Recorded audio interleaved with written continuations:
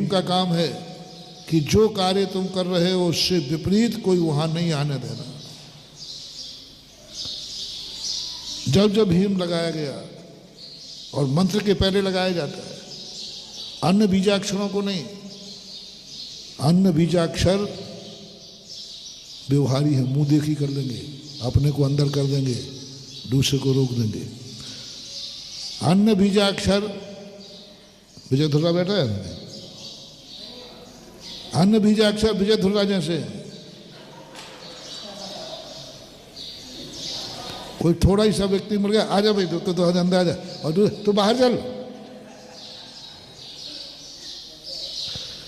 तो अन्य बीजाक्षरों में दृढ़ता नहीं है, वो बहुत व्यवहारिक है।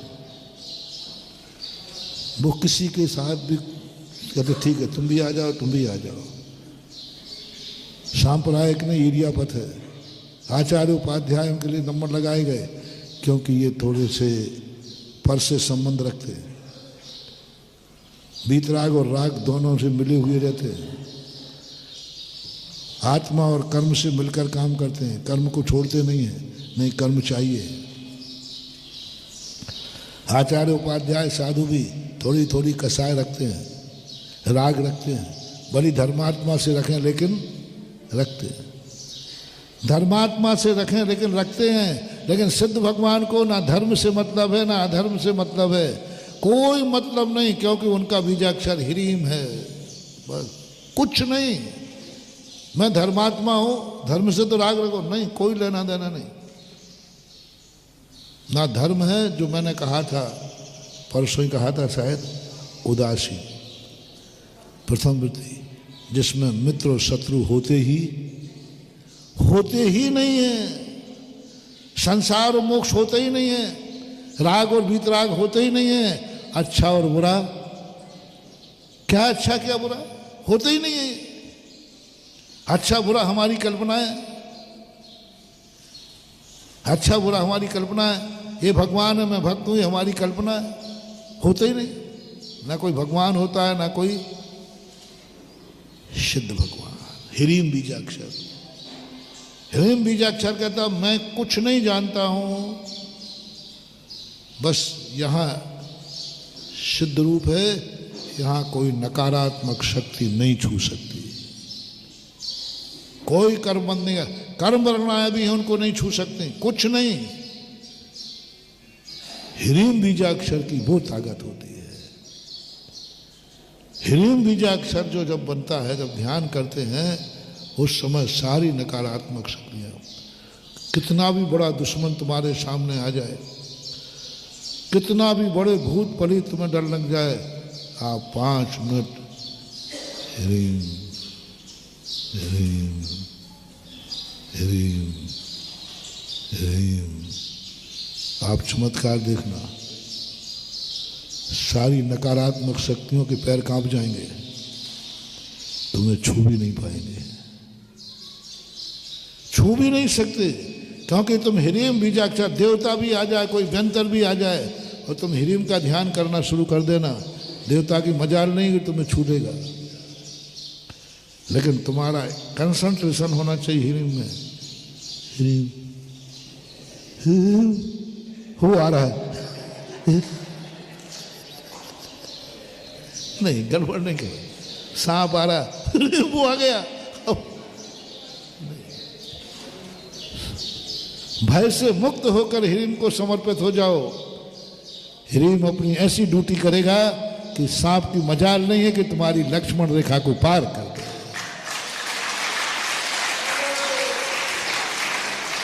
कल जो मैंने कहा था, सारा दुनिया में चमत्कार है निसंकेत का, कुछ नहीं। नमोकार मंत्र में दम नहीं, ह्रीम में दम नहीं, कुछ नहीं, तुम्हारे में निसंकेत अंग होना चाहिए।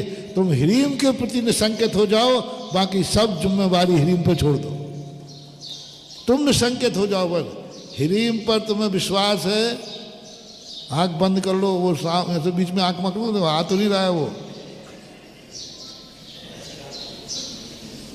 तुम ह्रीम में लीन हो जाओ, थोड़ी बहुत थोड़ा देख लो, थोड़ा देख लो, नहीं नहीं अभी ह्रीम ह्रीम ह्रीम नहीं, ह्रीम को समर्पित हो जाओ, बस कुछ नहीं करना। ह्रीम निपटा देगा उसको। उसकी मजाल नहीं है कि एक कदम आगे बढ़ रहे, निशंकित नहीं हो पा रहे हम।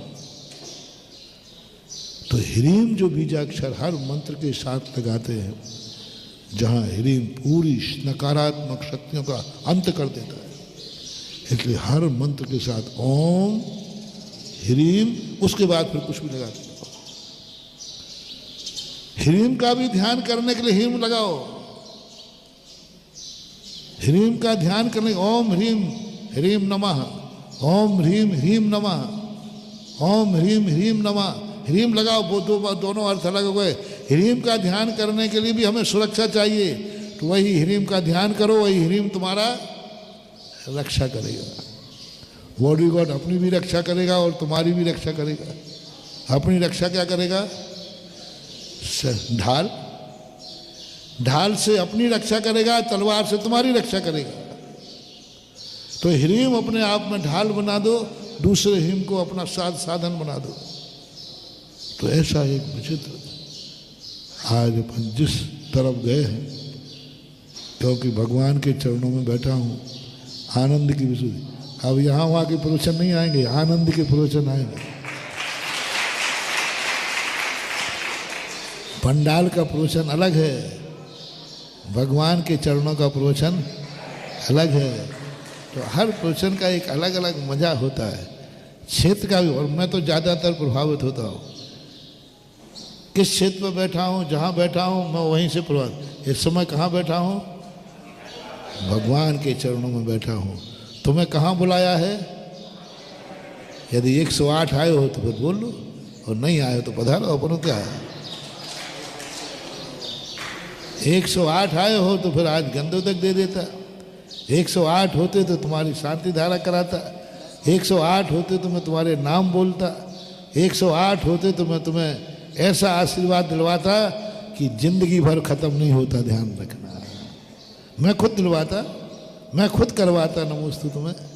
लेकिन अब तुम नहीं हो तो अपनी दुकान पहले ग्राहक देख के खोलता हूँ, क्योंकि दुकान खोलने का खर्चा इतना है कि तुमसे इनकम ही नहीं होगी। इसलिए आज जो वस्तु स्वरूप के संदर्भ में, उस एकत्व के संबंध में कैसे ये व्यवस्थाएं हैं, कैसे समय सार है, हमें क्या कहता है, और फिर कभी चर्चा आएगी तो और बताऊंगा। आज इतना ही कह के विराम कर